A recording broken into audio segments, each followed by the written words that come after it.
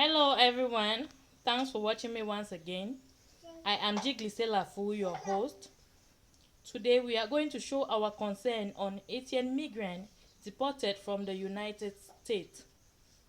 While Africa has been for decades a continent which welcomes people from many diversities without rejection or discrimination, the United States Immigration and Customs Enforcement has been detaining thousands of Haitian migrants and deporting them back to their country. As any other country in the world, Haiti is affected by the COVID-19 pandemic and mostly devastated by an earthquake which took place on September 20th, 2021 and resulted in the destruction of homes, hospitals, properties, loss of lives, and crises in many aspects. This has caused people to leave their homes seeking for refuge in neighboring countries, mostly in the United States. But shockingly, in just 9 days, the United States nearly expelled 4,000 Haitian migrants, this including children and families, without allowing them to seek asylum, as an ongoing deportation blitz to a country ravaged by natural disaster and man-made calamities.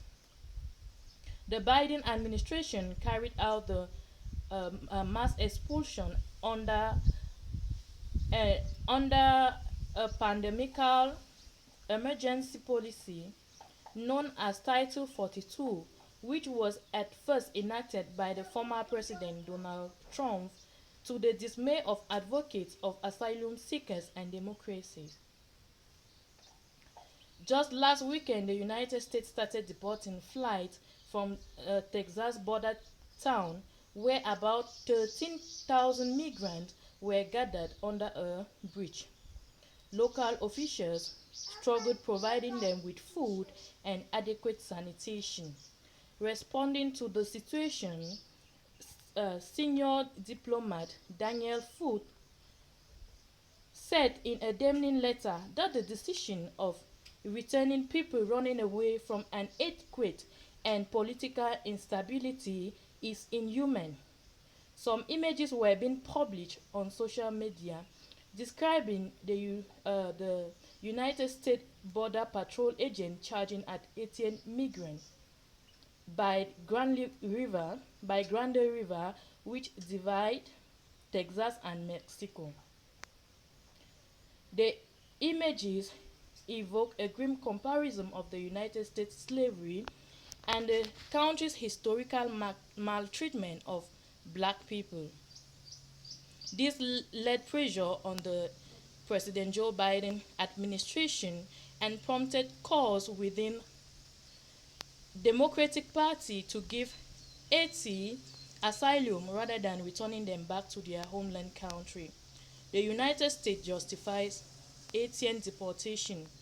The homeland, the country's homeland security secretary said that it is because of the COVID-19 pandemic and added that some Haitians did not have documents in their own country, which subjected them to removal.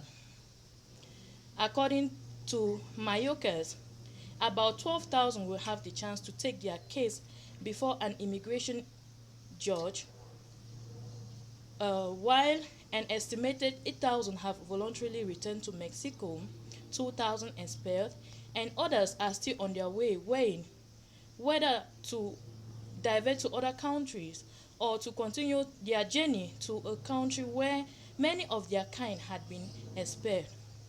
Many will be allowed to access the territory with a notice to appear before an immigration court within 60 days, while Afghan refugees are allowed to access the territory.